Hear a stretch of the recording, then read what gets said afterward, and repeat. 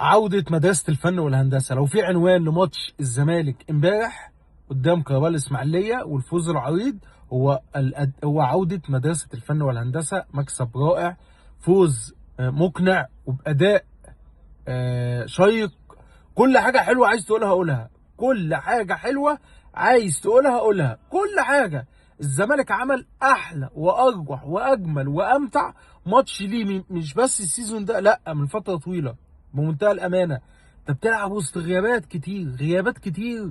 80% من القوام الأساسي عندك مش موجود، اللعيبة بتتباع، ناصر ماهر ودونجا، إيقاف قيد، تأخر مستحقات، كل حاجة عايز تقولها قولها. ورغم ذلك الزمالك يقدم افضل مستوياته ويفوز بخماسيه. شابوه لعيبه الزمالك، الروح اللي موجوده ما بين لعيبه الزمالك. كابتن معتمد جمال، الحقيقه لو في حاجه انا اشيد بيها كمان، الروح اللي واضحه ما بين لعيبه الزمالك. يعني هتبص امبارح هتلاقي حماس كبير جدا بين اللعيبه، روح. اللعيبه في وقت زي ده ممكن ما تلعبش وتكبر دماغها وتنفض وما بتاخدش فلوسها، لكن اللعيبه عندها حماس وعندها روح ومقدره قيمه المكان اللي انت فيه، ومقدره قيمه فانيله نادي الزمالك.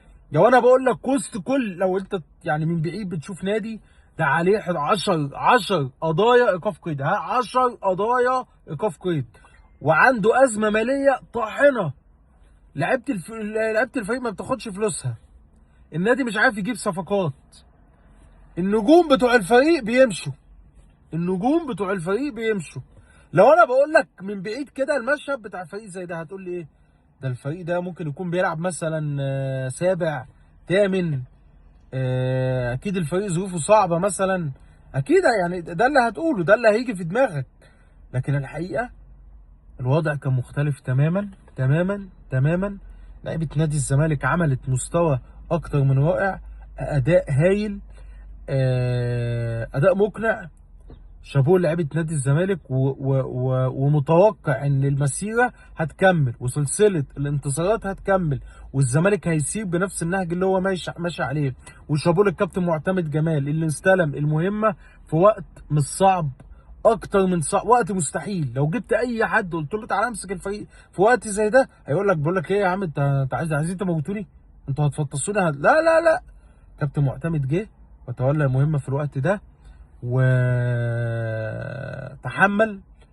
والحقيقه شابوه للكابتن معتمد جمال اللي بيأكد ان ابناء نادي الزمالك دايما مصلحتهم على نادي الزمالك، ودايما هدفهم هو انتصارات نادي الزمالك. ف فوز مهم جدا للزمالك على كل الاصعده، فنيا ومعنويا، ودفعه كبيره جدا قبل ماتش زيسكو الزامبي في الكونفدراليه الافريقيه، اللي الزمالك عايز يواصل المنافسه في الكونفدراليه بنفس الشكل الفتره اللي جايه. امبارح كان في مشهد مهم جدا جدا جدا، ما حدث بعد المباراه وهجوم الجماهير، ما حدث بعد المباراه وهجوم الجماهير. الهجوم اللي طال مجلس اداره نادي الزمالك وطال اداره الكوره في نادي الزمالك. الحقيقه في حاله غضب شديده جدا جدا جدا جوه اداره الكوره في نادي الزمالك، وحاله غضب شديده جوه مجلس الاداره. وانا بكلمك دلوقتي في تحقيقات، شقعني ما اقوله، في تحقيقات شغاله جوه مجلس الاداره وجوه اداره الكوره في نادي الزمالك لمعرفه السبب اللي حصل، سبب اللي حصل. هناك حاله استياء شديده شديده شديده جوه مجلس الاداره وجوه اداره الكوره في نادي الزمالك، بيحاولوا يعرفوا سبب اللي حصل. هل مجرد غضب جماهيري والناس زعلانه والناس طبعا الجمهور زعلان لرحيل بعض اللعيبه، لكن المجلس الاداره واداره الكوره حاسس ان الموضوع اوفر والهتافات اوفر، يعني والهتافات موجهه، الناس مش ماسكه حاجه في النادي اصلا. فما السبب في ده؟ وايه اللي وصل الامور بالشكل ده؟ الاجابه عند مجلس الاداره، والاجابه عند اداره الكوره في نادي الزمالك. اللي بقول لك تاني، في تحقيقات قويه جدا شغاله دلوقتي، هم عايزين يعرفوا ايه سبب ده. حط علامه استفهام وانا هسكت مش هتكلم، انا هسكت مش هتكلم، ماشي؟ هسكت مش هتكلم. لكن الاجابه هتبقى عند مجلس الاداره، وهتبقى عند اداره الكوره في نادي الزمالك. الجمهور زعلان والجمهور متضايق ورحيل بعض اللعيبه، وده مضايق الجماهير، مش بس اللي في المدرجات، كل جماهير نادي الزمالك. لكن انا بقول لك هم حاسين ان الموضوع اوفر، وان الموضوع اكتر، وناس بره المسؤوليه جوه نادي الزمالك بتتشتم. فده حاطط علامه استفهام عند الناس في نادي الزمالك. مهم جدا جدا جدا الهدوء جوه نادي الزمالك دلوقتي. مسؤوليه مجلس اداره نادي الزمالك حل الازمات اللي موجوده جوه النادي. الزمالك مش مستحمل مشاكل تاني، مش مستحمل مشاكل جديده. اهم حاجه حاله الاستقرار، اهم حاجه ان انت تكمل بنفس المسيره. الفريق الكوره خلاص، افصل فريق الكوره تماما عن كل اللي موجود. فريق الكوره بيعمل اللي عليه، كابتن معتمد جمال بيعمل اللي عليه، ما تلومش اللعيبه في اي حاجه خالص. فلو في مشكله يجب حلها من مجلس اداره نادي الزمالك. والمشهد مش حلو ان الهتافات بالشكل ده وهجوم الجماهير بالشكل ده، خصوصا وانت كسبان. عارف لو انت خسران هقول لك في مبرر، خلاص انت خسرت فالناس هجمت، لكن خلي بالك وانت كسبان باروع وافضل وامتع واقنع مستوياتك من بدايه الموسم. يعني الزمالك بيعمل ماتش هو احلى ماتش ليه من بدايه السيزون، والجماهير كانت بشكل الغضب الفظيع ده. وكانت الساعات اللي فاتت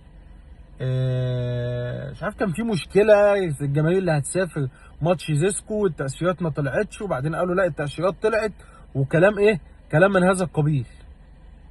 تمام. لكن انا بقول لك تحقيقات شغاله جوه مجلس الاداره وجوه اداره الكوره، تمام، لمعرفه كواليس اللي حصل. وربما يتم اصدار بيان رسمي من نادي الزمالك لشرح كل اللي حصل، لان خلي بالك الموضوع هيكمل.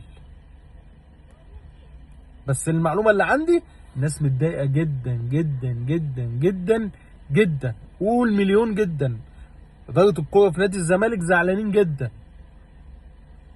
متضايقين جدا. وفي ناس زي ما بقول لك اتشتمت امبارح مش موجوده اصلا في موضوع المسؤوليه جوه نادي الزمالك، وما عندهمش اي منصب رسمي جوه نادي الزمالك. مطلوب الهدوء. نادي الزمالك دخل على مرحله صعبه، ونادي الزمالك عنده اكتر من ماتش مهم الفتره اللي جايه، ماتش محلي وماتش قاري وبطوله الدوري، ولسه عندك كاس مصر والكونفدراليه الافريقيه. والزمالك بدا بعد ما كان بيعيد فتره اللي فاتت، لا بدا يرجع لمنافسه تاني على بطوله الدوري، والناس عندها تارجت الفوز ببطوله الدوري. شكرا.